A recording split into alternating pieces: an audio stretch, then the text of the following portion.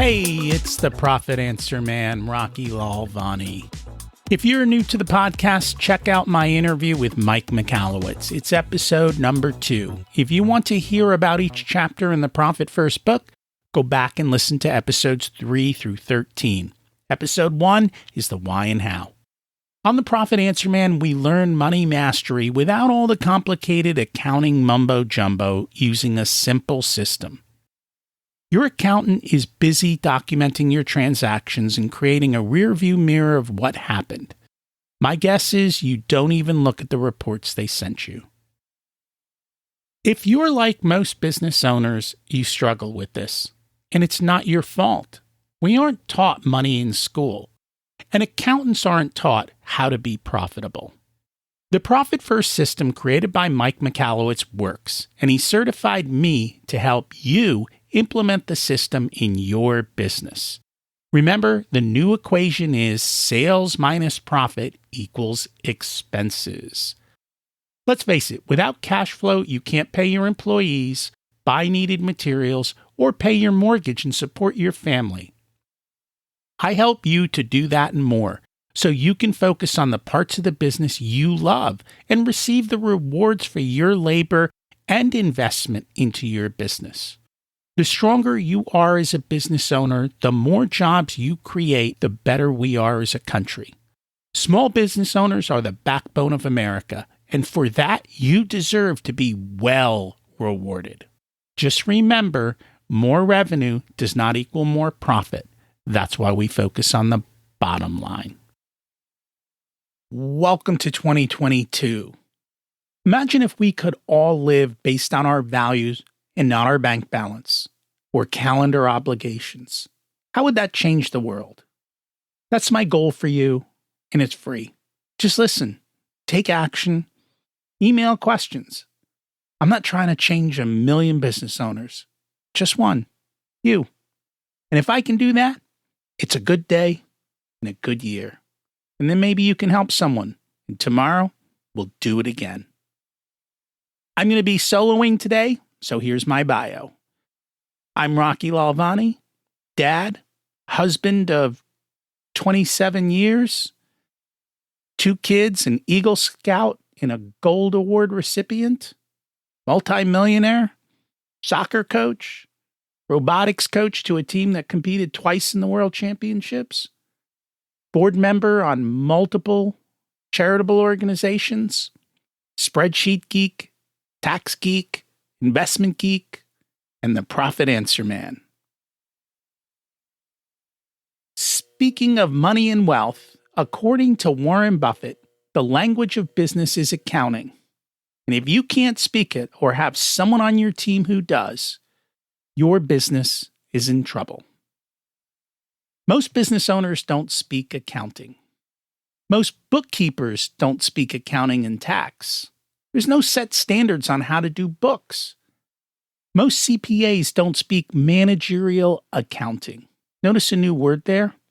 Managerial. They speak audit, they speak tax, which is compliance, not advisory. No wonder you struggle with the finances. Everyone's speaking a different language and looking at it through a different lens. You've constantly heard the joke, how much is 1 + 1? Well, the answer is, how much do you want it to be? Warren Buffett spends multiple millions of dollars on people helping him to add up 1 + 1 to equal 0 when it comes to him paying taxes. Most small business owners can't afford that kind of help. Nor do we need those kinds of financial games. There are 2 parts to this equation. The first is the language, and everyone uses different words for the same thing. And the second is a scoreboard. If you don't have the score, you have no idea what action to take and if you're winning or losing. Most businesses find out the score 4 months after the year is over, when their tax accountant. Notice I said tax because that's where their expertise is. And it tells you the results based on what the federal government considers their scoreboard, but has nothing to do with cash in the bank for you. Imagine getting into an airplane. If the pilot can't read the gauges, we got a problem. If he doesn't know the destination, get off the plane. Not only do you need to know what the gauges say, you need to answer them in relationship to something else. For example, if the altimeter says we're at 5,000 feet off sea level and you feel confident you won't hit the ground, unless, of course, we're heading towards a mountain that's 7,000 feet high. Same thing goes for a fuel gauge. It says we're half full, but is that enough to get to our destination? Or do we need to refuel? Cash flow is the same in your business. The altimeter is telling you what your fixed costs are and how much you need in sales to break even. No idea? Hello, crash landing at 5,000 feet with a full half a tank of fuel. Remember, who, not how.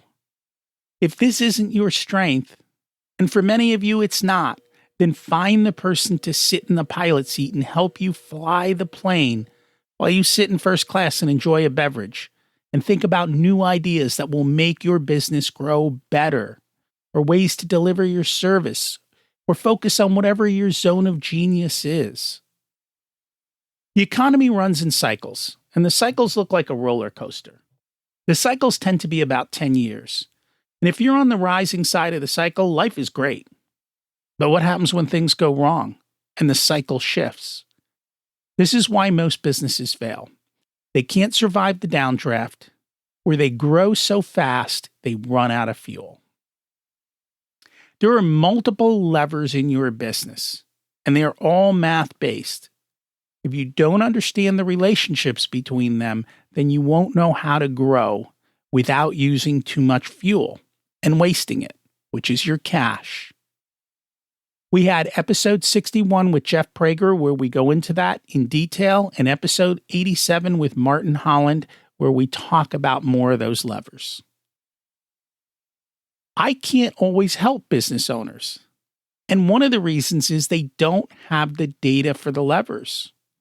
They can't answer the question, if I increase marketing by X dollars, what happens to sales? If I spend $1,000 in inventory, when will the cash show back up in my business? For some business owners, it could be a year till it comes back with a long inventory and production cycle. And yet, every month, you need to keep spending the dollars and sending them out, not knowing when they come back. How do you manage that cash flow? All of you know how to drive sales. At least I hope you do. Or have somebody in your business who does. The problem is most business owners don't know how to hold on to the cash that comes back. So let's recap some of the drivers again. Real quick. Number one, number of people that are interested in buying from you. The percent of them that buy from you. How often do they buy from you? What's the average amount they spend? Take those numbers, multiply them together, you've got revenue. Next up is profit. How much did it cost for materials and services to deliver that product?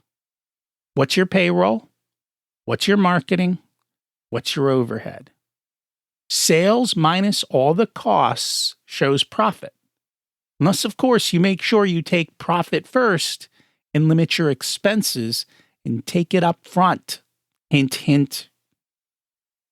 Then you've got cash. Now, cash gets affected by accounts receivable. You sold it, but they haven't paid. It gets affected by changes in inventory. Remember that $1,000 you were sending out every month, buying stuff that you didn't know when the cash was coming back?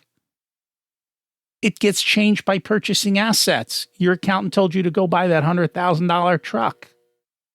By the way, most people who spend $100,000 on a truck need to sell like $1 million to pay it off, and they don't realize that. And then there's debt. Are you paying it off or are you taking more on? That affects your cash flow. And then what are you doing? Are you taking money out of the company or are you putting more in? That affects your cash flow. If you don't understand the language in the scoreboard, how do you know what's going on and how you're doing? We have a saying, a man who aims at nothing hits it with amazing accuracy. Would you watch a game where there was no scoreboard? Okay, maybe if your kids are playing, but otherwise, imagine going to a football game. There's no scoreboard. There's no clock. How do you know whether you've been waiting too long to start the play? How do you know if someone's winning? How do you know where to put the markers on the field? How do you know if it's the end of a half and maybe you should kick the field goal? You can't make these decisions unless you know what the scoreboard says and what the clock says. And in your business, it's no different. Let's review some basics and why some of this stuff is so hard. Your bookkeeper's job is to take all your data and put it where it belongs on some set of rules. The problem is that there are some standards, but every business does it a little bit differently based on their needs. And every bookkeeper does it a little bit differently. Some accounting is crystal clear and some are gray. And unfortunately, some business owners aren't using a bookkeeping system and nobody knows where the money is coming or going. The bookkeepers can run your reports and they can show you a scoreboard. However, there isn't one scoreboard for business, and that's the problem. There's multiple scoreboards, and each one only tells a part of the story. For example, your profit and loss said you're profitable, but your bank account's empty because that report doesn't show cash. It doesn't show what you had to make on debt payments. It doesn't show what your accounts receivable is. Bottom line is you can't be profitable if you didn't collect the cash. The next report shows you what you own and owe. This is where you see that someone owes you money, but it doesn't tell you about your ability to collect or how long it's been outstanding. They can't even decide on the names of these reports. P&L, income report, statement of operations.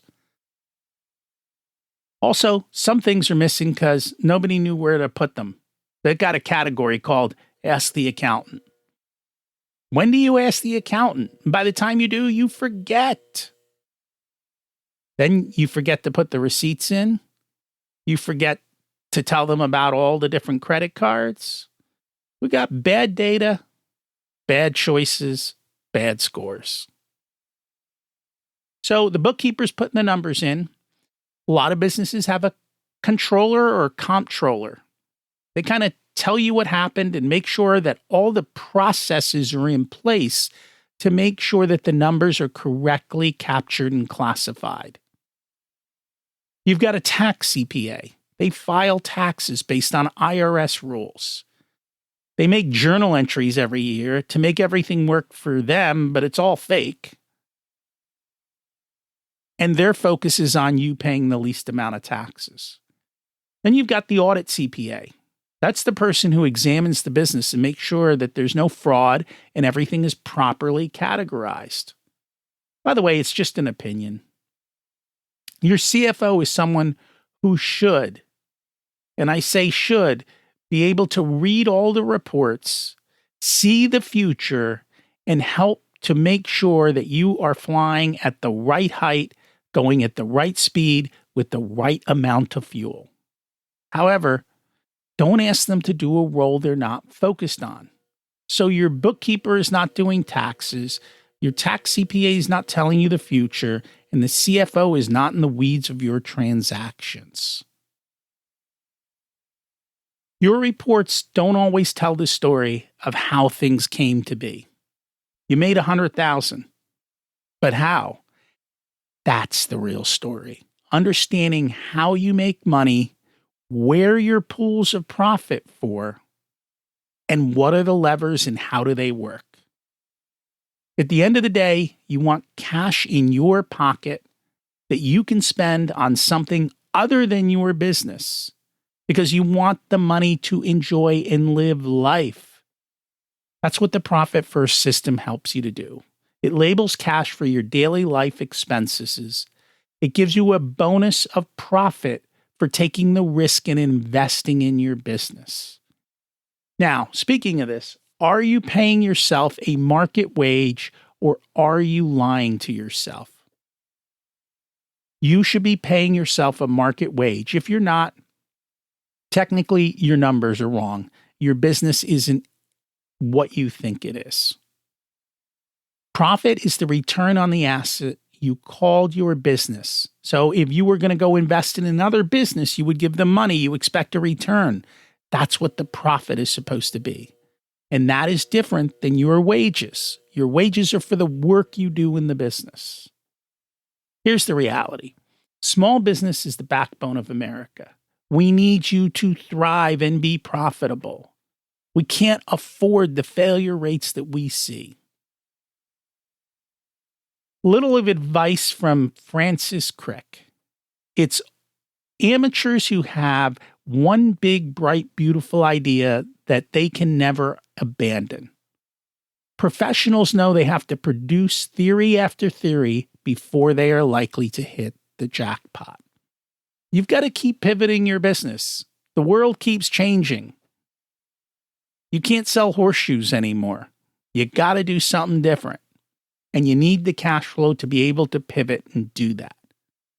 You need to always be innovating and pivoting in this ever-changing world. Here's the thing. Big businesses, they're too clunky to do that. Decentralization, small, fast quickness, it's the new way forward. And that's what we want for you. The ability to be nimble and quick, know how you're doing, make the right decisions, and be confident in your business. At the end of the day, it is, though, about feeding your life, feeding your family, and feeding your soul. If you want to learn more about that, check out the other podcast I do, Richer Soul. It is very entrepreneurial driven. We talk leadership, we talk life, we talk money, we talk about harmony and bringing all these things together and how to be a better person. And you being a better person is what is going to lead to your business providing more value and doing the things you want it to so you can achieve the goals you want. Remember, you don't need more resources. You need to be more resourceful. We focus on the bottom line. If you want a done-for-you service, you can have me as your Chief Profitability Officer because you have your zone of genius and want to spend your time doing what you love. I only work with a handful of clients, so they get my full attention. I work with business owners who have or are growing to $500,000 to $5 million in revenue. You can use the scheduling link in the show notes to get on my calendar for a good fit conversation to see if I'm the right person to support you and how I can help you. If you want to learn about living the life of your dreams, check out my other podcast, Richer Soul. As we close out, let's repeat the mantra. Revenue is vanity. Profit is sanity, and cash is king. Have an abundant and profitable week.